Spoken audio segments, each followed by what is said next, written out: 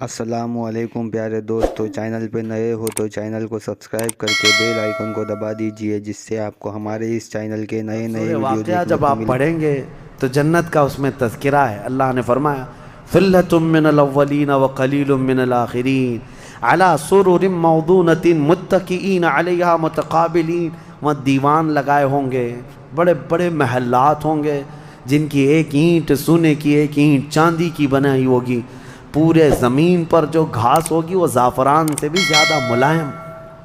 और अल्लाह ने कितनी जगह कुरान में फरमाया जन्नातिन तजरी मिन तहतिहल अनहार, ऐसे बागीचे जिनमें नहरें बह रही होंगी, और ऐसी नहरें जिनका पानी दूध की तरह सफ़ेद, शहद से ज़्यादा मीठा और ठंडा।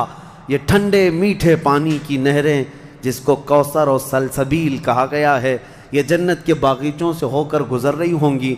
जन्नती जितने भी होंगे वहाँ पर वो नहरों के करीब बैठे होंगे, उनके चेहरे इतने चमक रहे होंगे, वजूह यौमइदिन नाज़िरा, ऐसे चमक रहे होंगे, दमक रहे होंगे, 14वीं का चांद उनके चेहरों के सामने फीका होगा।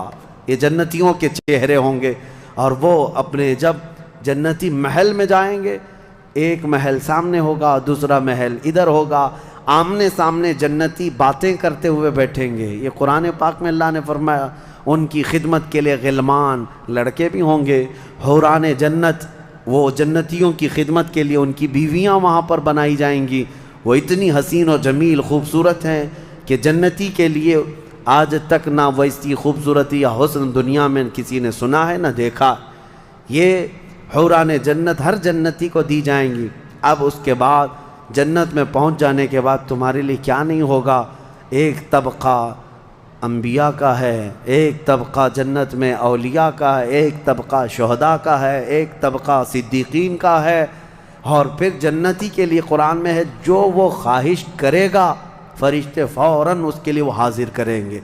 जो चीज़ की ख्वाहिश करेगा, जिस दिन तुम्हारी वहाँ ख्वाहिश होगी कि मुझे यहाँ गरीब नवाज का दरबार देखना है, जन्नत में गौसे पाक कहाँ है वहाँ जाना है, सहाबा में खुलफाए राशिदीन कहाँ हैं वहाँ जाना है, अंबिया इकराम कहाँ हैं, शुहदा और सालिहीन कहाँ है वहाँ जाना है। जन्नती घूम रहा होगा, और क्या ही बेहतर होगा जन्नती जब ये ख्वाहिश करेगा मुझे मुहम्मदुर रसूलुल्लाह के महल में जाना है, वहाँ भी उसे पहुँचाया जाएगा।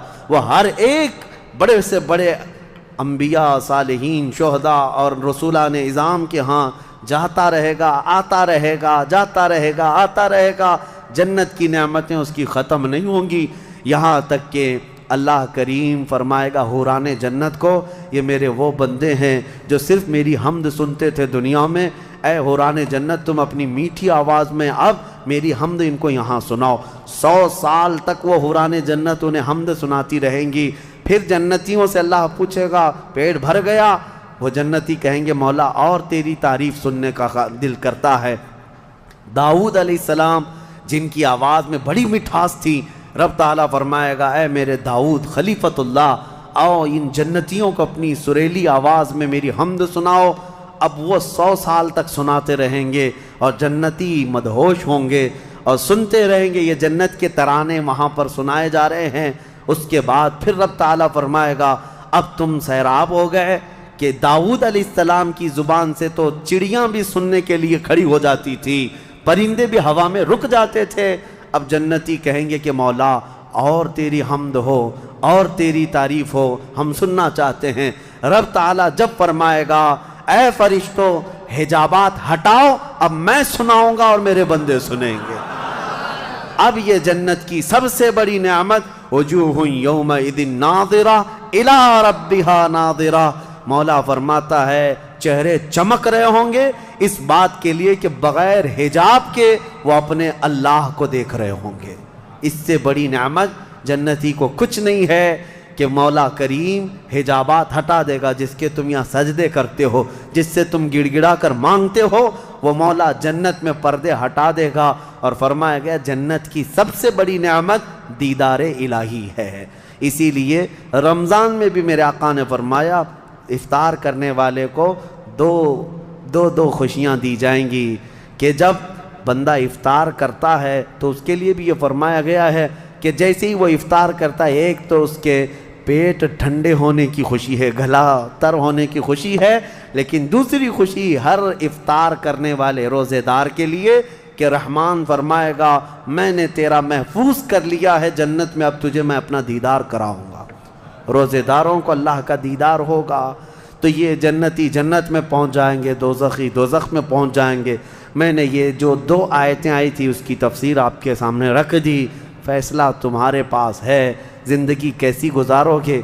लेकिन मेरे आका ने फरमाया जन्नत का जो रास्ता है ना वो कैसा है, कांटों से भरा हुआ है। यहाँ दुनिया में जहन्नम का रास्ता फूलों से सजा हुआ है, बहुत ठंडा है, बहुत आरामदेह है। दोज़ख का रास्ता, मैं उल्टा तो नहीं बोल रहा, सीधा ही बोल रहा हूँ। जहन्नम का रास्ता फूलों से सजा हुआ है और जन्नत का रास्ता कांटों से भरा हुआ है। मेरे आका ने फरमाया यहाँ दुनिया में कांटों से भरा हुआ है, लेकिन उस पर अगर कोई चल गया तो वो कांटे ख़त्म होते ही उसके लिए जन्नत के बागात हैं। और जो दुनिया में इन फूलों के रास्ते को चुन लिया दोज़ख के, जैसे ही ये रास्ता ख़त्म होगा उसके बाद सिर्फ आग ही आग है, आग ही आग है। चुनो कौन सा रास्ता, तुम यहाँ के फूल चाहते हो या फिर आखिरत के बागीचे, या यहाँ के कांटे और आखिरत की आग। ये तुम्हारे हाथ में है, किस तरह से तुम अपनी ज़िंदगी को मुतय्यन करते हो।